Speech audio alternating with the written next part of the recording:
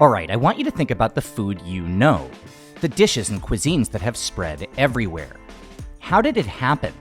What were the circumstances that led all of us to know about Lebanese shawarma but not, Ugandan Rolex? For a food to break through, it takes a lot of things to go right or wrong. And even then, it's not enough. Something has to trigger a big bang. And while over the last 50 years that's happened for almost every country in Asia, there has been a giant hole on the map. Until perhaps right now. All of a sudden in one city, a place where we happen to live, Burmese food is having a moment. Dishes that previously belonged only to migrants and refugees are suddenly found on the trendiest tables, and even on the menus of popular upscale restaurants. And it's transforming everything from Bangkok's dining to its famous nightlife scene. So today we're diving in, revisiting the food of Myanmar to find out what's changed and why this amazing stuff might be coming for you next.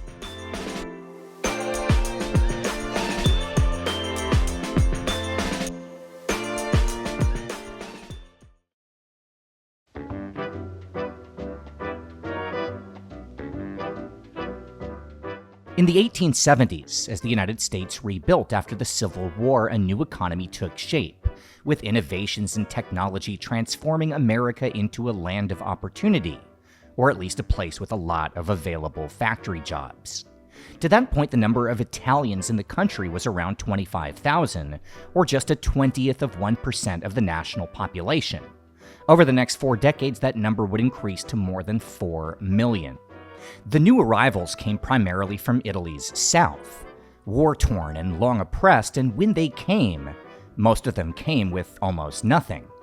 After passing through Ellis Island, some would move on looking for work, but the vast majority stayed in New York City, in the worst part of Manhattan, an area once home to Irish gangs known as the Five Points. Today we call it Little Italy. Now, I bring this up because it's always said that those Italian immigrants introduced their food to America, which led to its worldwide popularity. But that's not the whole story. The truth is, for a generation, those migrants would live separate from society, existing in their own parallel country, working the lowest paying jobs and just scraping by, and nobody else cared about the stuff they were eating. It was migrant worker food. It would take a full 25 years after the start of mass migration before the first Italian restaurant opened outside their own community.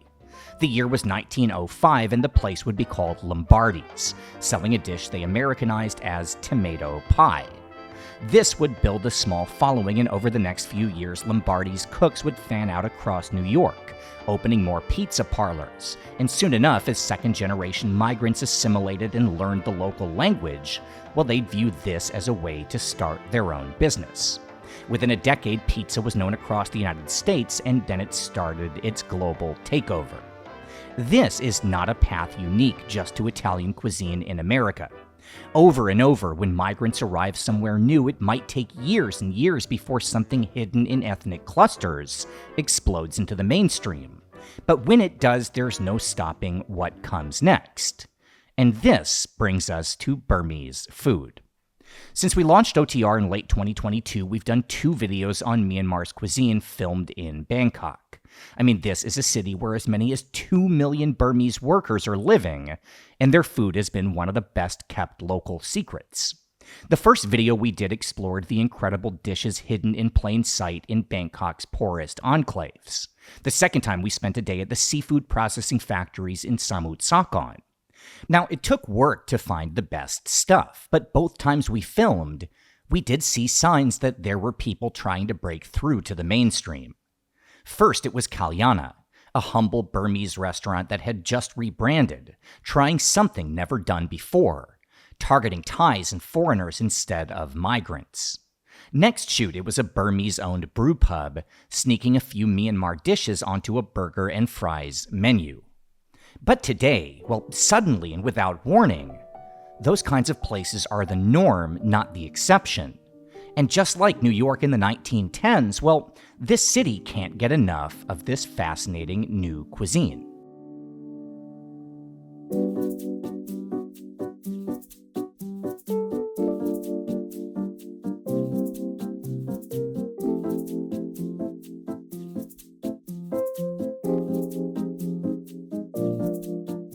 This is a place called Rangoon Tea House, located in Bangkok's posh Thonglor neighborhood, and open, like most of the places we're going today, for just a few weeks. In fact, only about 20 days at the time of this taping. There was buzz from the very beginning. I mean, after all, this is an offshoot of perhaps the most famous restaurant in Yangon, honored by Asia's 50 Best and listed as a must-see by international publications. But because of the war at home, Rangoon Tea House started looking for locations abroad, hoping customers might accept their elevated takes on Burmese classics. And Bangkok's foodies have certainly responded. It shouldn't surprise you to know that the owner of this place is a celebrity in Myanmar's culinary world. His name is Tet, and he's been in this business since opening that first location in his home city 10 years ago. So for me, the word we use for the last 7-8 years is always celebration, right? So it doesn't matter whether you're rich or poor or you have somewhere to stay or you don't. We celebrate the small things, right? You celebrate your birthday, you celebrate anniversaries. And for us, when we look at Burmese food, it's too large. I cannot generalize and say we serve Burmese food, but we can celebrate the culture of eating. And that's what Rangoon Tea House is. That's why you see really authentic dishes. You see some dishes which we've created just for this. But you also see that throughout the space, from the decor to the way the team treat each other and the guests, everything is a celebration for us. So I wanted to emphasize that. Rangoon Tea House is one of a handful of new restaurants that have changed the local perception of Myanmar's food. Many of them only open for a short amount of time. And for Tet, well, that poses a challenge, but also an opportunity. For better or for worse. And I don't mean to put you in an uncomfortable spot by saying this, because none of us want to view ourselves this way. Right. But you're the vanguard, right? Like, this generation is the first real ambassadors to the outside world of Burmese cuisine. Right. First of all, can you just talk about that in general and how you hope or expect? To me, this is one of the world's great food traditions. Right. I'm obsessed with Burmese food. Everybody who watches this channel knows that I'm obsessed with Burmese cuisine and how all the different sort of regional variations. But to take that next step of now not just leaving Myanmar and servicing the migrant workers, but introducing it to the outside world. Right. How do you feel about that responsibility? Okay, so I'm a Burmese guy. Let's say I wanted to open an Italian or a Japanese restaurant, right? You can find great designers, you can find chefs that have had years of experience. You can go on Pinterest and find some pictures and ChatGPT and find how to put a menu together. But when you're talking about Burmese food and Burmese restaurants or anything around our kind of culinary culture, no one's done it before you, so therefore there's two sides. The hard side is that because no one's done it before you, you don't really have a direction. But I think when you learn to enjoy that, it's pretty fun, to be honest, because And the other side of it is that there's no customer expectation of the music you need to be playing or the costumes that people to have hanging on the walls or things like that. So there is some freedom in how you choose to introduce it. Course. So how do you choose to introduce Burmese food? You have a very interesting menu. Yeah, so tea houses for me, when we opened 10 years ago, one of the reasons why we did it is because when I was interning at one of my previous jobs and we had a lot of guests coming in, so we're talking people who work for NGOs or diplomats or people from large organizations from other countries come to Yangon. Always the end meal, which was the celebration, is always at an Italian or a French or a Japanese restaurant. Why shouldn't it be at a Burmese one, right? So for me, I want to look at it from the perspective of, firstly, the culture behind eating. I want you to come to a Burmese restaurant and think, you know what, I'm going to reward myself or reward the people around me by eating Burmese food. That's the first. I think the second, when you're talking about menu, that's why I love tea houses. In tea houses, there's no such thing as a wrong item on a tea house menu. So you can go from something really authentic, you should eat, which is like a mohinga, which we've had from day one. But then we have a lot of grilled dishes where we've taken inspiration from different parts of the country, like Kachin State or Shan State. But then there's some new items on the menu for Bangkok, like burrata with mutton and tea leaves, which is basically us having fun and interpreting it in that way. And I think when you have that whole variety, it's pretty fun, to be honest.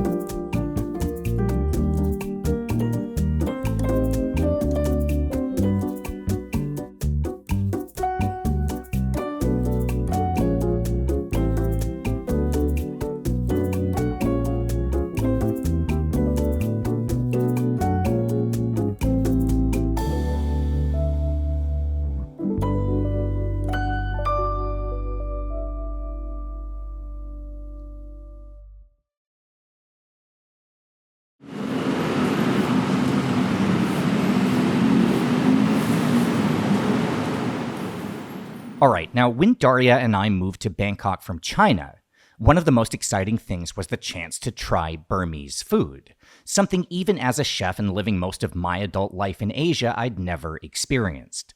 So I remember checking Google Maps for a Burmese restaurant and finding 4 in the entire city, and I know that's the number because we tried all of them in our first 2 weeks. Now, as it happened, of course, we'd start to realize there were a lot more than 4. Hell, there was basically an infinite amount of street carts and small diners, and they were incredible, just so unknown that they were literally not on the map. If you do that same search again today, just 3 years later, you'll see a very different picture of Bangkok's Burmese food scene. Dozens upon dozens of new restaurants have opened, across downtown, in the best neighborhoods, ranging from local spots to upscale dining to a rooftop gastro bar. All of these new places, well, on the surface, it doesn't really make sense. Why now, after decades of massive numbers of Burmese in this city? Well, let's go back to Rangoon Tea House. Remember how I said it started across the border? Well, it turns out that's a common thread. Shui Tea opened here after a successful run in Shan State. Burbrit, the brew pub, was once known as the first craft brewery in Myanmar. And even this place, which we found in another video filmed in Klong Toi Market, well, that was a chain of massive cafeterias in Yangon, and those are just a few examples.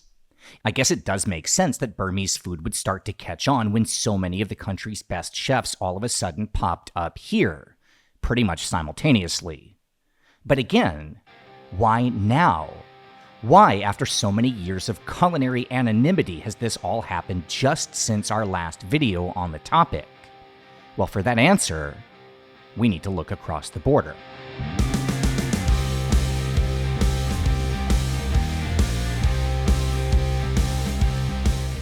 This is Aung San Suu Kyi. She's the president of Myanmar. Except she's not, because on February 1st, 2021, just after she won a landslide election promising reform and freedom, she was arrested and deposed by the country's military, which seized power in a coup, reigniting a 60-year-long Burmese civil war. Now, 2 years ago, the conflict could basically be described as the military under this guy, he's the villain, facing off against the vast majority of the general public. There were protests and demonstrations followed by massacres and bombings, and things were bad. But since then, it's gotten much, much worse. The very short version is that way back in 2023, the military government was backed by a coalition of a half-dozen militant groups coming from different parts of the country, along with quiet support from China and a few other anti-democratic states. The people, Aung San Suu Kyi's coalition, well, they were represented by her own party's militia, along with rebel groups armed with smuggled weapons, student organizations, and bands of ethnic minorities, factions representing people like the Mon, the Karen, the Pa'o, and the Kachin, along with the majority Bamar. Now, basically, right after we made that first video, the military found itself on its back foot, losing control over much of the country and hemorrhaging support from allies, and in response, like a cornered tiger, they lashed out, turning military aircraft against their own people, destroying infrastructure and shutting down communication networks. But the good guys were winning, or so it seemed for a brief moment. The problem was in the vacuum left behind by all the destruction, many of the groups on both sides of the war, well, they began fighting each other, not just their supposed enemy. With the military losing its grip on power, their alliances splintered, China pulling its support instead of betting on the wrong side, coalition partners denouncing the dictator, and on the other side, groups and provinces and sometimes individual towns began defending whatever they had left, fighting not for an overarching goal but simply for survival, and in some cases for breakaway independence. It became almost literally every man for himself, and with such carnage and chaos and no organized sides to supply, the outside world basically told Myanmar, okay, you're on your own, good luck. The whole country devolved into sectarian violence, and as much as I wish there was another chapter to the story, well, that's about where it stands right now. Now, as this relates to food, here's the point. In the past, most of the 4 million or so migrants from Myanmar came because they didn't have any other choice. They were refugees at the bottom of the economic ladder, mostly from the minority provinces where the fighting was worst. But when things got bad and the violence reached the major cities, well, that brought a different wave of arrivals. Industry and tourism professionals who had no choice but to change public perception of their cuisine. And that brings us to our next meal.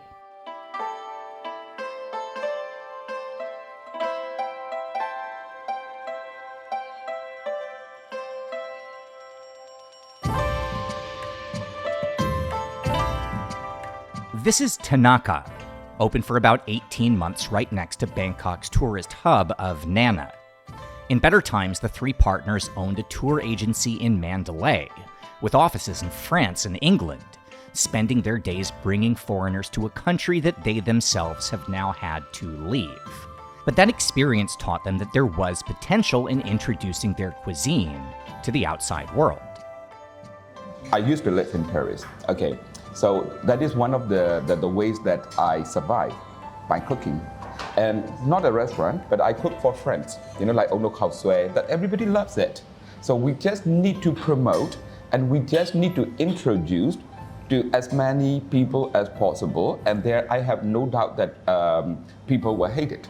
No doubt. No doubt, the people will not hate it. So they will love it, and they just need to know the taste, and they just need to be familiar with Burmese food. So I have such a confidence that if we can grow, and if we can introduce more to the people, then Burmese food will be more and more popular.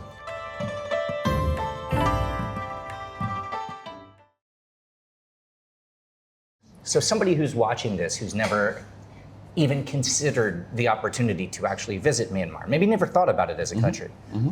How would you explain it? How would you describe the country to somebody on the outside? It's a big question, sorry. It is. It is. Well, the country itself, it's the biggest in Southeast Asia as one piece of land. And we have a variety of geography. We have snow-capped mountain, we have sea, we have such a long history, and the people are really smiling people and very good-hearted people. Unfortunately, right now, our country situation is a very bad situation. So that is the reason why I am here in Thailand. So I never thought of staying in abroad and doing business of my own. I have been always in the tourism, and I always love to show my country to other people. As for the country, we have variety. It's a diversity of people, diversity of culture, and everything. So I'm sure our country has such a potential and such a lovable place to come back to visit again. But for the time being, there is a war, like everybody knows, and for different reasons that people should come and visit Myanmar in a good time, which I hope coming soon.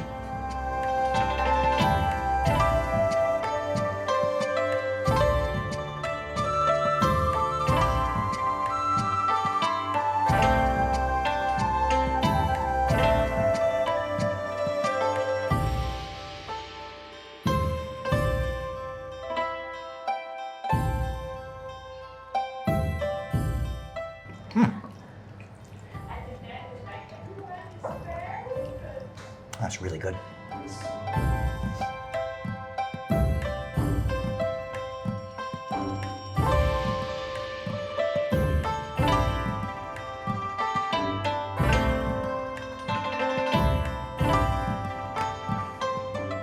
Boris, before I take a bite, I want you to see what this looks like when I kind of cut into it.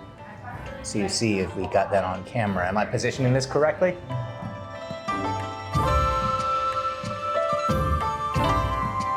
Let's give it a try. With leek root. Everything's great, but different. Different is probably the operative word when it comes to describing Burmese cuisine. And honestly, this might be the biggest reason why, now that this is going mainstream here, it seems destined to spread quickly around the entire world.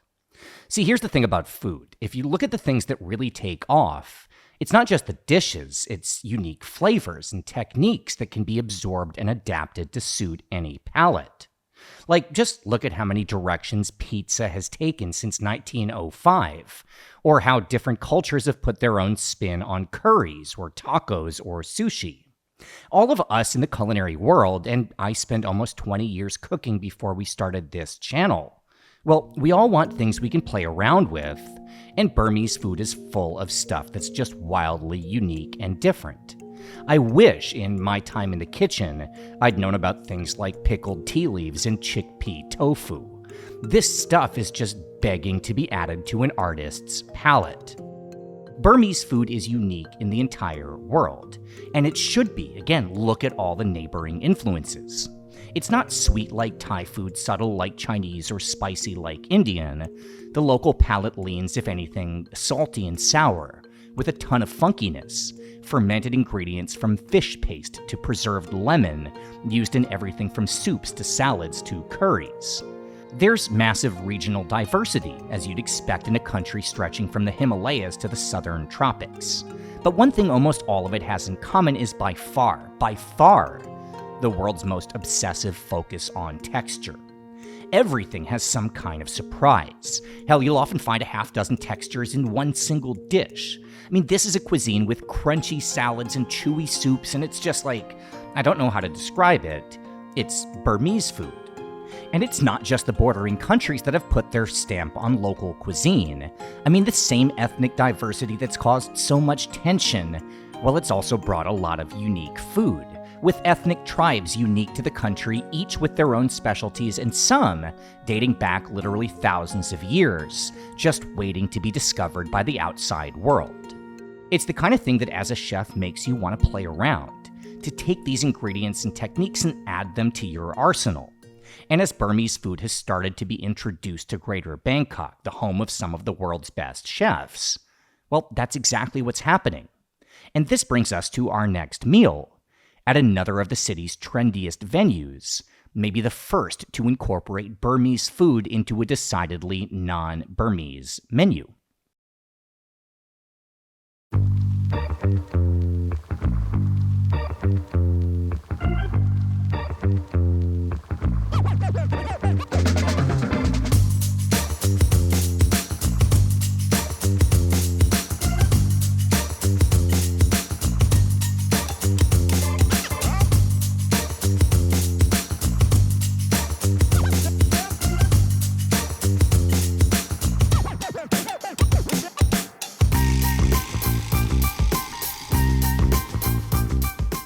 All right, so this is maybe of all the places that we're going to visit today, or that we've already visited, this is the most fascinating when we talk about the progression of Burmese food towards sort of the outside world, because this is not a Burmese restaurant. This is Luka, which is a place that me and Daria occasionally go for a brunch when we don't have to work and we can just throw down a bottle of champagne or a few cocktails. Oh my God, forget how strong it is here. This is a really trendy spot, to the point where it's so busy that we have to come here when they're technically closed because they're booked out. So they're just about to open for dinner service, and they were nice enough to accommodate us and let us get in just a touch early And the reason we came is because of this. So on their menu of all your favorites, your grilled meats, your brunch items, kind of greatest hits from around the world, there's lepetok. And this is very much not presented for a Burmese crowd. This is presented because it's a great dish that fits in on a menu, and they do theirs in a very elevated way with, I believe, grilled cabbage along with the fermented tea leaves and the crispy split peas and all the amazing things that make up a lepetok, which in fairness is not a crazy idea. It is something that should be on menus like this. There's a lot of Burmese dishes that should be on menus like this, but this one actually is. And I think lots of credit to this restaurant for doing it, and this is one of those things that's been on their menu for quite some time, even though they do change dishes sometimes. And this is, again, just grilled pork. So yeah, we are going from here drinking. That's the rest of the shoot. There's a whole bunch of new Burmese beer gardens. We'll see if the weather holds up and lets us actually explore Pratunam as much as we want to. There's a really cool kind of, upmarket nighttime Myanmar area that we're going to go walk around next after a stop at our friend's Burmese craft brewery. But this is it's a place that you go to get a drink along with your food. So the night starts now. Let's try the lepetok.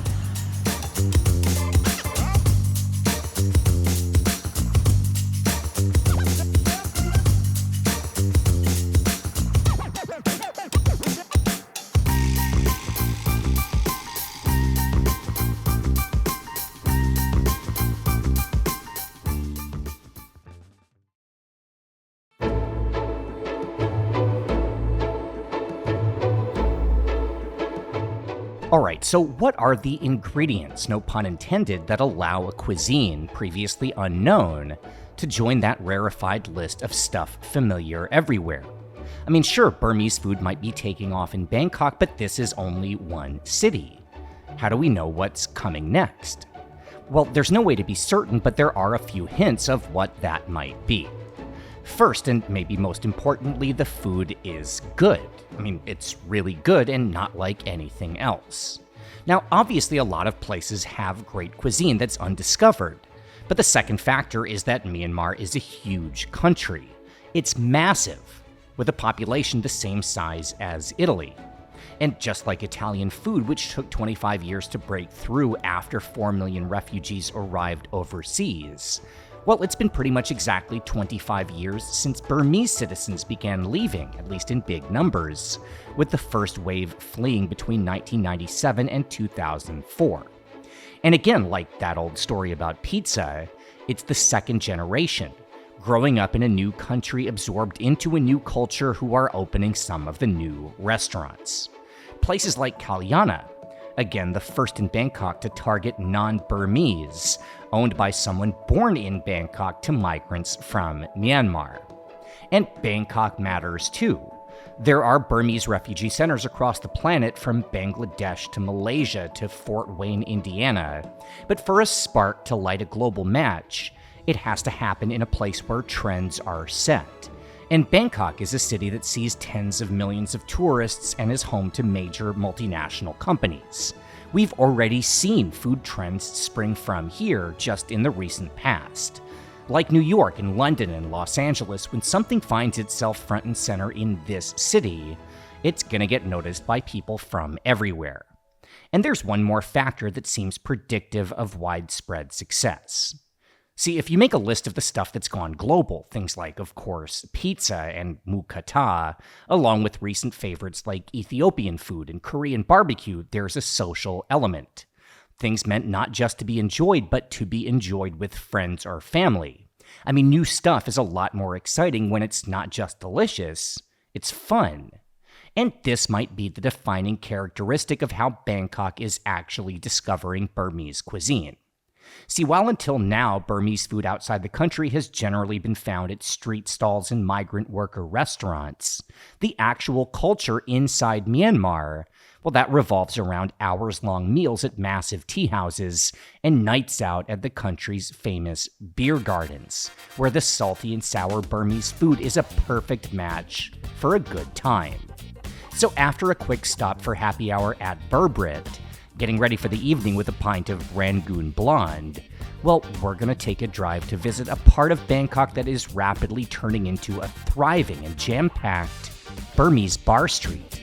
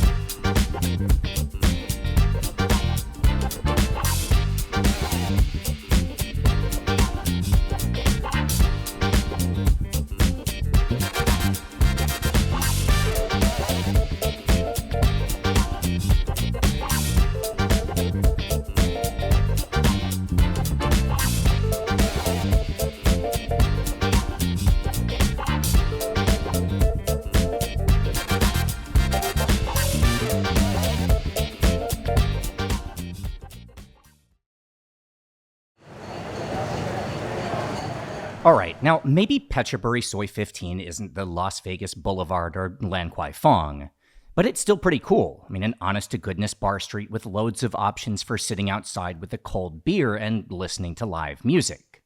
The area where we are is part of a neighborhood called Pratunam, one we covered in its own video as Bangkok's electronics and textiles hub, packed with traders and immigrants and tons of hotels, located right at the end of the airport express line and one of the busiest places in the country when it comes to foreign travelers. It's a true melting pot, just the kind of place where something might catch on and reach a global audience. And with nearly 24 Burmese restaurants and beer bars in just this small cluster, well, as that cuisine spreads, I mean, this is ground zero. But as much as the outside world now gets to see Burmese food and culture on lively display, for the people here, well, it's been a long road.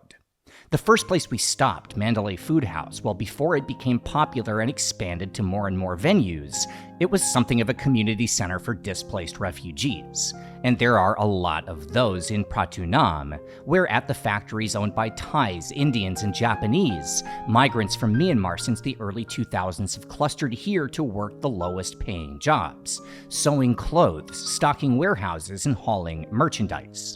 For them, this was a place of survival, somewhere to start again from the bottom, and that goes for the restaurant staff too, like our friend Pooh, who holds a postgrad degree in zoology, and the first manager we met here 2 years ago, who in his hometown was a banker, a hometown that's now destroyed.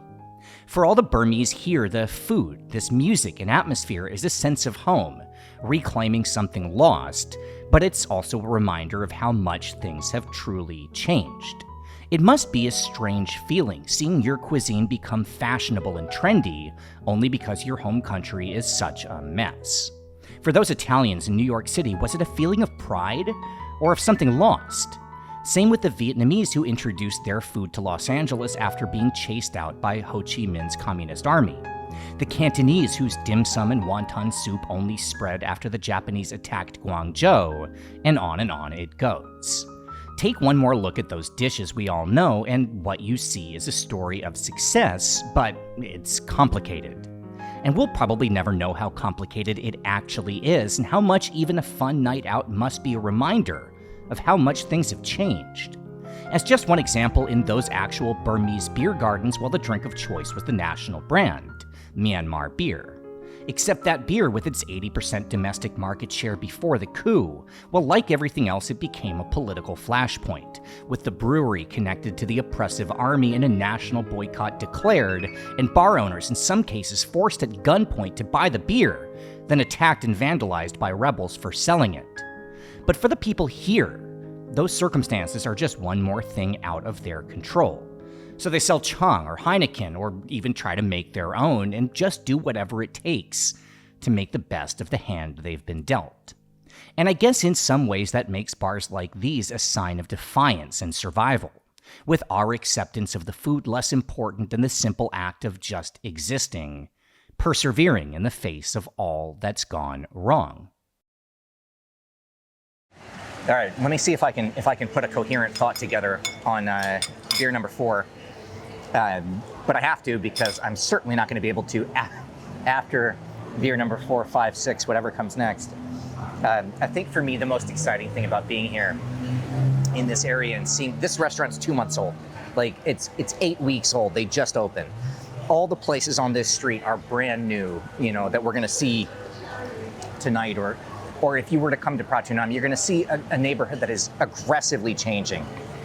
And I think what's really cool about it is that the places that are opening are not what we showed you a year ago.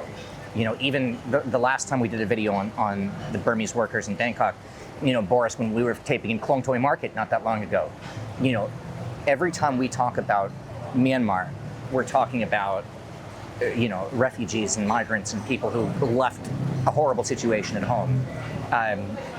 And I think what gets lost in there sometimes, and this is my own fault as much as anybody, what gets lost when we talk about, Myanmar is that it's a real country. It's a real place. People don't feel sorry for themselves, right? They want to go out and have a beer, watch a football game, eat some food. And I can't even imagine how thrilling it must be for people who are here and can't go back home to finally be able to see what they really miss. I'm sure it's one thing to have Burmese food represented as a street cart in a back alley. It's another thing to see it start to be front and center. Right next door, there's a gigantic, Thai restaurant just like this. And here, this is Burmese. And you go down the street, and it's now 2 or 3 more just like this that are Burmese, but the customers are foreigners and Thai and from Myanmar. And really, I think if there was one thing that a refugee would hope for, it's for their own culture to be normalized. And what's really exciting to me is how normal this is. And I think we can see the trends sort of forming here. And that is literally the limit of how philosophical I can be on beer number 4 after that cocktail as well. They make their own beer here. This is Yo-Yo-Lai lager. It's a work in progress. It's a work in progress, but it just needs a little carbonation. It'll be fine.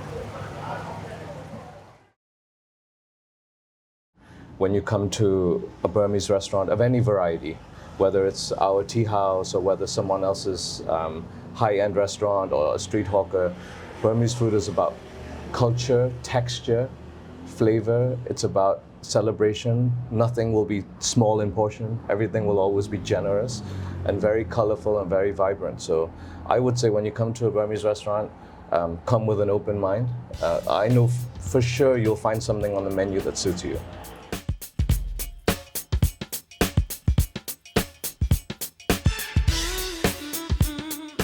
The majority of my Western clients and Thai customers, and their feedback are quite good.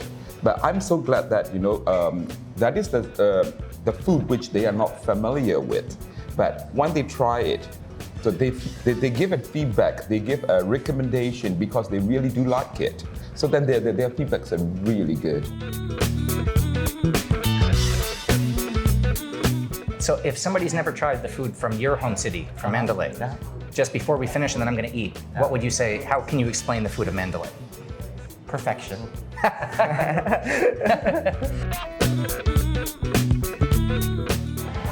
Myanmar say, "Go you mi bade." It's me really proud and really grateful because this is who they are love our, If they cannot love our Myanmar people, sure they definitely not come this place. This is the kind of love Myanmar people and then kind of love Myanmar food. So Myanmar say, "Go you mi bade." Piti phi mi ba. It's really like proud and happiness and happiest. Yes.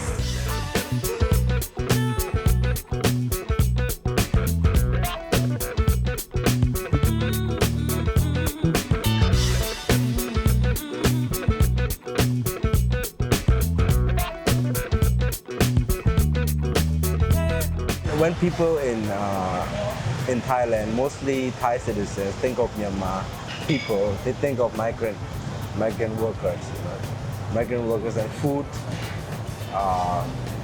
Food is like oily food, not a lot of flavors. You know, we wanted to give them that idea of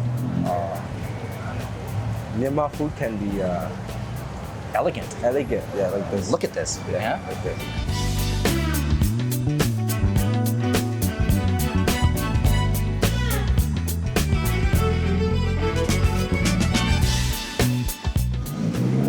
Boris, are you ready to eat like 9 dishes? All of this is on your shoulders, Boris. I can't. Like, I can't. I've already I've loosened my belt. I've unbuttoned the jeans. There's the next step for me is to just take the pants off altogether. I have nothing else that I can do. Boris, this is now your responsibility.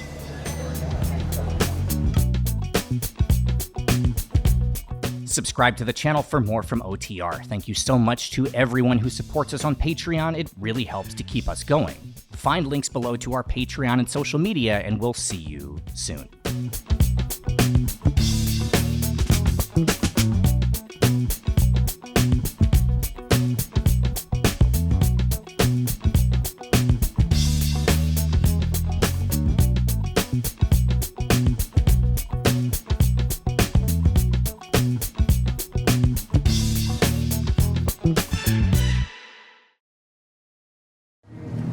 So I think this is the first time ever on OTR that I have been scared. I'm honestly, I'm worried. I think my calculation right now needs to be what will I not be able to bring home.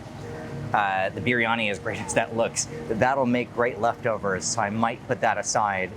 The lepeto, the little bit that's left of what I actually ordered, that can hold off, and this, I'm gonna try it, but this is what Daria just ran 30 kilometers, just her little nighttime jog. So I can bring this home for her. I don't think that the tofu nui or the mohinga is gonna hold. And so that has to be what I eat. This is my favorite. You watched the first Burmese food video we did. You know that this entire thing started with this dish. This was what blew my mind. This was the life-changing dish for me. I am overwhelmed, intimidated, terrified, and not drunk enough yet, so let's continue with that. There's ice in it. I like that.